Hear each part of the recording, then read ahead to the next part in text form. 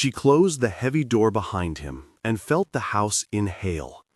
For a long moment, the rooms rearranged themselves around the absence.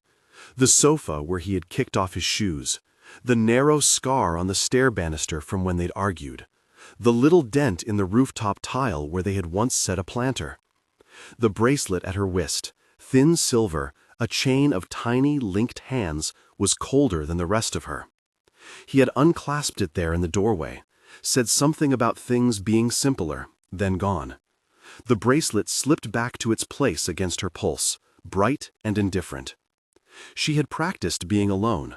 She had not practiced being known to another in the same house at the same time. The mansion felt too large now, rooms like deep pockets of silence, corridors that swallowed her steps. She stood for a while on the threshold, listening to the way the wallpaper listened back, until the memory of the rooftop came.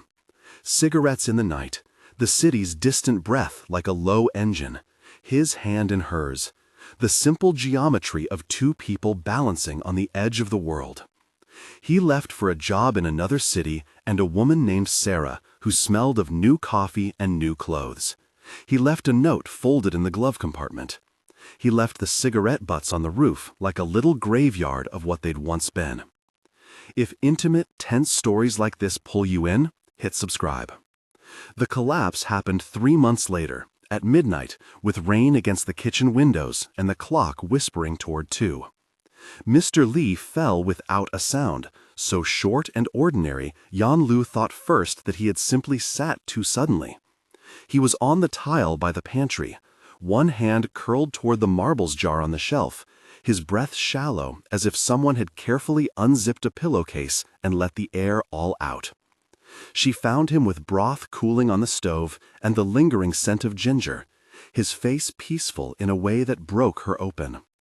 Hospital lights gave the night a different grammar, fluorescent, clinical, unforgiving. She held his hand. It was thin and warm and smelled faintly of soap and cigarettes. The doctors spoke in small, professional ribs of language. He woke once and looked at her as if measuring how much of his life could be placed in her hands. "Take Ja," he said. His voice was the old timbre she had heard in afternoons when he read aloud from the cookbook, instructing how to fold dumpling skin, how to coax chicken into tenderness. He said the name twice, like a benediction and a command. She held his gaze and promised. The folded paper with his signature came like a small, blunt thing, legal, heavy. She signed the forms in a lawyer's office the color of old paper, and left carrying the household's map, a tin with a dent, a stained family cookbook, a small jar of marbles, Ja's private planets, and a USB stick in a dish. Each object was an anchor and an accusation. Mr. Lee had pressed the silver bracelet into her palm as if handing over a map. "For storms," he'd said. He died 2 days later. The world afterward was full of small, practical ministrations that never matched the weight of what they were meant to hold. There were condolences, the quiet paperwork of grief, an oven to clean, rooms to light. Ja arrived 2 weeks after the funeral wrapped, and the flowers had begun to dry into something like preserved sorrow. She was a small, solid child with bruised knees and a way of counting marbles like a private geography. Yan-Lu learned the map of her hands, the cuticle split by a fall, the small round scar near the thumb where a marble had once shot free and found the skin. Ja learned to tear ginger with a clumsy patience and to stir broth with her elbow tucked into the crook of her waist the way Mr. Lee had shown her. Yan-Lu learned how to fold dumplings in the exact way the cookbook prescribed, the pages stained and soft from years of steam and thumb oil. In winter, the house filled with the smell of soup, the slow, comforting alchemy of bones and water, of aromatics coaxing meaning back into the air. The bracelet became her liturgy. She would polish it on quiet evenings, rubbing at tiny crescents until the silver gleamed. She would press it into Ja's palm and tell the rooftop and how, sometimes leaving is not an ending, but a rearrangement of what one can hold. The marbles sat in a jar on the sideboard like a small planetarium. When Jia wanted a story, Yanlu would drop them one by one into her palm and speak a name, a memory, a meal. The USB went into a little dish beside the cookbook. Sometimes, when evening arrived with its thin blue light, she would plug the stick into the old laptop and find, more often than not, nothing but an index of absence. Old scanned receipts, a few holiday photos, Mr. Lee's laugh recorded from some family video. Once there was a single clip of static and a minute's worth of the house at night, an empty corridor and too loud humming of the refrigerator. She told herself it was the house breathing, the record of ordinary loneliness. The mansion, for all its rooms, is an archive. Objects collect like sediments, the dented tin that once held sugar, a recipe written in the margin of the cookbook for kanji, the bracelet's fine chain. Grief made Yanlu domestically industrious. She repaired curtains, repotted a dying basil plant, sewed a torn cuff. She did small, necessary things that knitted presence to place. Lin Tai, practical, blunt, the kind of friend who offered paracetamol and precise advice, came often. He stood in doorways and measured things, the number of deliveries, the frequency of mail, whether the gardener came at irregular hours. People get into houses, Lin Tai said once, as if naming a small, everyday law. Locks are just etiquette. Yanlu laughed, an empty sound. Who would live in a place like this without being noticed? He looked at her without the habit of dramatics. People notice different things. They notice comfort, like hunger. A house that wants to be kept sometimes invites the wrong kind of care. At first, the disturbances were small and almost generous. A tin moved to a higher shelf. A tea mug, she kept it in an unused parlor, was placed on the kitchen counter, as if someone had carried it from an old life into a newer courtesy. The marbles were in their jar, but sometimes, once, twice, Jia would bring one to Yanlu and squint. "This one isn't like the others," she'd say. It would be a marble slightly warmer at the core, as if held recently. The USB would be in the dish, but turned so the cap lay where it did not belong. A faint perfume of boiled tea lingered in the service stair, a place that had been boarded off for years. She told herself these were the tremors of a house settling, the small, almost supernatural rearrangements of a building that remembered who had moved through it. She told herself the explanations would arrive like daylight. But the small things accumulated like a tide creeping up the floorboards. A footprint in dust on the servants' stair that trailed away and then stopped. A worn blanket tucked beneath a loose floorboard where she kept spare winter throws. The unmistakable, childish click of marbles in the evening that did not belong to Jia. Jia noticed sooner than Yanlu did. Children have a kind of domestic radar that measures the distance between rooms and people. One night, after soup and homework, Jia said, almost as an afterthought, "Someone sang in the pantry." She was stirring oats with a plastic spoon, eyes on the rim of steam. "In there?" Yanlu asked. Jia nodded. "A quiet song, not on any radio." The pantry door was still. It opened with the small, intimate groan of hinges that do not like being asked to be new. Yanlu knelt and shone her phone's light into the cupboard, the beam picking out jars of preserved lemons, a line of canned tomatoes, the soft shadow where someone had left a finger on the dry erase label. At the back, behind a row of tins, the light found a small pocket of dust cleared into a circle, as if someone had sat there. A tea bag, used and flattened, lay on a saucer among the spices. Its tag faded, smeared with a fingerprint not hers. Lin Tai said it aloud when he came that week with a toolbox and his practical workman's suspicion.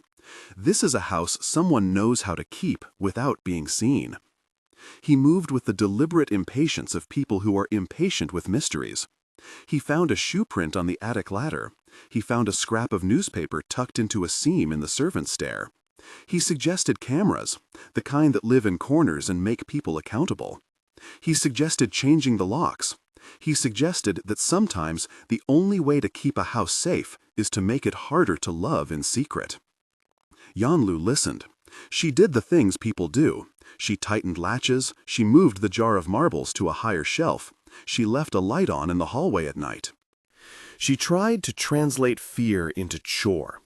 She taped the kitchen window in a cross of masking tape and felt ridiculous for it, like someone performing a ritual of childish cleverness. But the thrum of watchfulness remained. The USB yielded more than static one evening when the laptop hummed awake and the file, named House_2019, played. There was the recorded, careful sound of a kettle being lit, the small scrape of a chair, the soft padding of footsteps. Then a voice, near whispered, as if apologizing for something dull and domestic. It said, simply, "He liked the soup plain." It was not Mr. Lee's voice. It was the voice of someone who had listened a long time. The clip ended with a small, private laugh. She should have gone to the police then. She should have boxed the evidence and called for the sober arrival of people who wore badges and had clipboards. Instead, she sat with Jaw on the kitchen floor, the laptop between them, and they watched the clip again and again, as if repetition could render the unknown kinder. Jaw's hand found Yanlu's. She fit her small fingers into the curve of the bracelet, which felt suddenly like an instruction. This is where you anchor. Footsteps increased in their cruelty, not the heavy tread of a burglar, but the measured, patient rhythm of someone who learned to keep in the margins of domestic life. At night, the hush would be broken by an odd, polite sound, as if a chair had been nudged back away from a table. A spoon would be in the sink where they both swore they had left it on the counter. Once, Yanlu found a page from the cookbook folded with care, a corner bookmarked with a scrap of lint like a child had tried to preserve a memory. She imagined the intruder, a thin, literary face emerging from the margins of life, and felt absurdly foolish for doing so. She imagined someone young and sharp and dangerous, and then someone older and ragged and worse. She imagined melodramas and men in hats. She imagined nothing with the right texture of grief, of redundancy, of someone who loved the house for what it preserved, who believed his presence was a kind of guardianship. The more she imagined, the less certain she felt. The next clue was more obvious. The marbles were not in the jar where she had left them on the sideboard. Instead, 3 of them were lined up across the kitchen sill, a small constellation of blues and greens laid out as a deliberate statement. Jaw pointed. "Someone left them like this," she said, as if naming the kindness. Yanlu felt anger, then a spike of fierce protectiveness, so hot it made her throat hollow. She gathered the marbles back into her hand and felt their cool split against the warmth of her palm, a cold gravity she would always know now. The servant wing was a narrow corridor off the kitchen, once used for deliveries and for the staff who kept the house from cluttering under its own usefulness. Years ago, He had started leaving things where he thought they belonged, moving a mug from the parlor into the kitchen because it looked less lonely there. He had listened. He had kept the night quiet for Mr. Lee. When Mr. Lee was gone, the house unmoored him. "I thought if I watched, the house wouldn't forget," he said. "I thought if I tidied, the house wouldn't hurt you." He did not speak like a criminal. He spoke like someone who had conflated love with care in the most dangerous way, deciding a thing belongs to you because you tend it. He was possessed by an idea, the house as a living being that needed a single guardian. He had not meant harm, he had meant shelter. He had not planned violence, he had planned constancy. Yanlu felt her chest thin until it hurt. There was fury, almost pure and crystalline, for the boundaries he had crossed. There was something more complicated, a recognition that the intrusion was a response to something wider than them both, an echo of the abandonment she had felt at the doorway when G left, of the hunger of a large house hollowed by loss. She thought of Ja, small and trusting, of Mr. Lee's breath leaving him like a bag of feathers. She thought of the bracelet at her wrist, the chain of hands, and how close the links were to being pulled apart. "How long?" she asked quietly. "Since October," June said. "Sometimes I slept by the oil lamp in the pantry.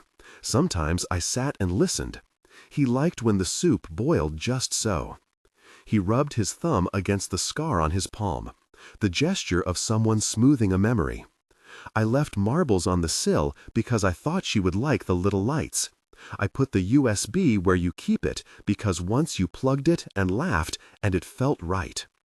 He did not ask for forgiveness with a theatrical clamor. He asked for understanding, like a man reporting how he had tried to rescue the world with a rag.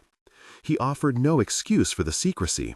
He explained as one explains a habit they cannot untangle themselves from. The scene that followed was less dramatic than a film might promise. Yan-Lu reached for the phone and did not swing into hysteria. She kept Ja in the room with the cushion she had set for reading. Ja watched, big-eyed, as if learning the calculus of adults, the way a house might hurt and someone might answer with a form of love that is not love. Yan-Lu told June to sit. She asked him to tell everything he had done, what rooms he moved through, where he had slept, what he had touched. He spoke of the pantry, of an attic crawl space, of a small boarded room where he had once kept old linens. He spoke of the marbles and the bronze spoon he polished in the pantry under a lamp. He spoke of watching the rooftop sometimes when Mr. Li smoked, and of thinking that if someone did not watch, the house would vanish into the wrong sort of silence. There was a thin moral clarity in the room, like light behind glass. What June had done was an invasion. But his voice was not monstrous. The marbles were placed deliberately now. A jar of planets that Ja rearranged in afternoons, naming them for the people she loved, for the small, fierce things they made of each other. There were nights when she still thought she heard someone humming in the pantry. Those nights she would walk the corridor, the rooms lit softly, and press her palm against the cool plaster where someone else had once sat. She would find no one, but the memory would unspool a new kind of resolve. Borders can be practiced like assembling a recipe: measure, add, taste, adjust. She practiced being home. Months later, on the rooftop where the city's breath could be seen like distant weather, Yan-Lu sat with Ja between her knees, and the silver bracelet catching the sun in its simple duty. The marbles sat in a cloth bag beside them. They rolled through their fingers, planets that made small, clean sounds. The rooftop wind took at her hair. The city fogged and blinked with lights. Across the way, a light pulsed, an apartment perhaps, or an office, but the sound was background to a different music. She thought of the man in the pantry and the way a life can tumble into wrong forms of care. She thought of Ji leaving with his bright new horizons and the way certain departures become a listen, that presence is not the same as protection. She thought of Mr. Li and the weight he had placed like a coin in her palm, the legal signature, the trust. She thought of the bracelet as a map. Maps do not prevent storms, they teach the body how to move through them. Ja dropped a marble and it rolled near the lip of the roof, caught in a crack, and then stopped, spinning patiently in the place it had decided to rest. Yan-Lu picked it up and pressed it into Ja's palm. "Your planet," she said. Ja smiled, small and serious as a person who understands inheritance is more than money. It is the insistence of caretaking, the training of tenderness. She had thought she was alone. The house had taught her otherwise, that being alone can mean the quiet and necessary work of arranging life, that being discovered could force a reckoning, that protection sometimes arrives in the wrong hands, and it is the living who must decide what to do with that. In the end, she chose the shrine of daily acts: soup, marbles, the silver bracelet, polished until the light hit people's faces like a benediction. The city settled its evening light around them. Yanlu laced her fingers through the chain at her wrist. It was not a promise that there would be no more deserts to cross. It was a promise that the house would not be left to invent guardians in shadow. She would teach Ja how to keep a home that welcomed the right kinds of help and closed the door on the wrong ones. She would go on polishing spoons until the edges glowed. She would press the marbles into stories. She would let the bracelet be a map she read each day. The city settled its evening light around them. Yanlu laced her fingers through the chain at her wrist. It was not a promise that there would be no more deserts to cross. It was a promise that the house would not be left to invent guardians in shadow. She would teach Ja how to keep a home that welcomed the right kinds of help and closed the door on the wrong ones. She would go on polishing spoons until the edges glowed. She would press the marbles into stories. She would let the bracelet be a map she read each day. If you'd like another quiet thriller about what home means, watch the next story. Another room, another life, another small coming to terms.